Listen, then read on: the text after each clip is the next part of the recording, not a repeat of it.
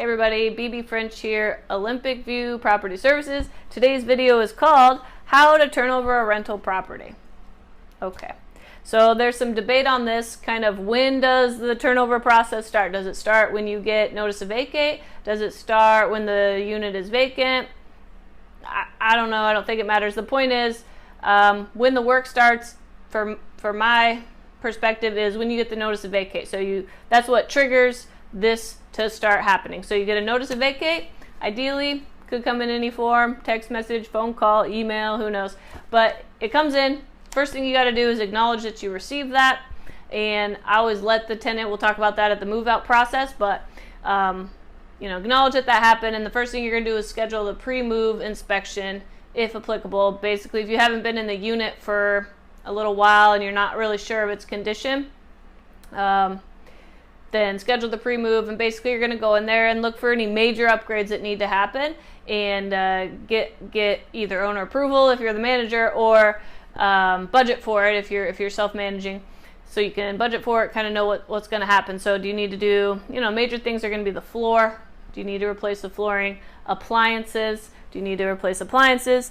And then vanities, cabinets, or countertops, those are big. Shower enclosure, bathtub, those are big. But other than that, I mean, the other major things would be like doors, but closet doors, but everything else is pretty cheap. Unless you literally have to do everything, then it can add up pretty quick. All the light fixtures, all the ceiling fans, the blinds, the vertical blinds, all across the board, then yeah, it's going to add up. So you just want to go in there and kind of see what's going on, weigh the pros and cons, and see if it's a good time, okay? So then if you're going to GC the project yourself, you really have to know the difference between a general contractor and a handyman, okay? So the general contractor typically schedules all these other people out for you, manages the whole project. If it's a major project, that might be a good idea. If you're self-managing, I would recommend just getting a general contracting license so that you can do this yourself legally, and cover yourself. I have a general contracting license. I don't own any tools, but I am a general contractor. I think I do own a drill, so that's good. But anyway, so I go ahead and GC the projects, which means I schedule everything, I oversee everything, and I make sure that things happen on schedule and on budget. So typically, the way that it's going to go is you have your handyman, you schedule him, he's going to come in and do your whole preventative checklist. Okay, this could also be your on-site manager, who's going to do all those little fixes, make sure everything's, standard and preventing problems from happening, okay? Then this handyman's also going to do things like replace blinds, do all the heater and all that. I have a whole nother video on the preventative checklist, which I could go off on. This handyman can also replace light fixtures, ceiling fans, outlets and switches, some of the minor things that could be upgraded. Closet doors are a good one. You swap them out for the mirrored closet doors, makes the room look a lot bigger. And then so you got your handyman. Then you're going to have, you most likely will need a painter. Sometimes your handyman will do that, sometimes not. So you just have to talk with him if he it's usually if he has time, based on the workload that's going on with other jobs you might have. But painter, if it's just touching up, it's kind of case by case. So you may need a painter, and then you'll either need a floor vendor, a floor installer, or a carpet shampooer. Sometimes both, but usually one or the other. And so getting them scheduled out, making sure they can do it on your timeline.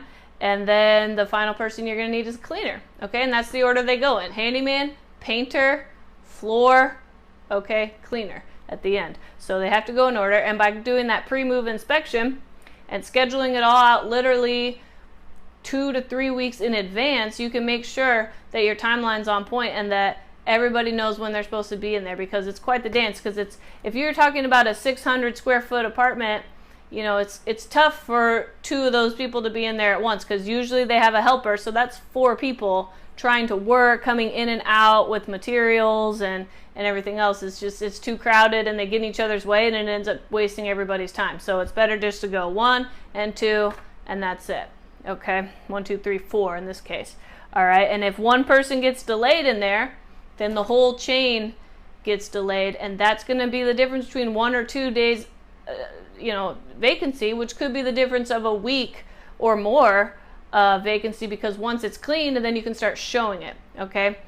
And I have the next video is going to be about marketing and advertising the rentals. So while all this is happening, you're doing what the other part of this, which is marketing and advertising and pre-screening to show that unit. So you know when it's going to be ready based on your schedule. So you know the day you can start scheduling showings. So it goes all together, because all those vendors have to work in order. The cleaner comes on, Wednesday. That means your first showing could be Wednesday night, or it could be Thursday. But if one person gets delayed a day, then that cleaner can't come till Thursday, which means your first showing can't be till Thursday night or Friday, which could be the difference of them moving in that Saturday or the following Saturday, because that's when people want to move, is on Saturday. So you can see just one day can really cost you a week to 10 days, depending on the way that the month is laid out. So it's important. And that's why we do the pre-move inspection and get everything planned out in advance. Make sure your timeline doesn't get messed up, and minimize your vacancy time and keep everybody happy, keep everybody working, get the tenants in there, and make sure that it's happening efficiently as possible.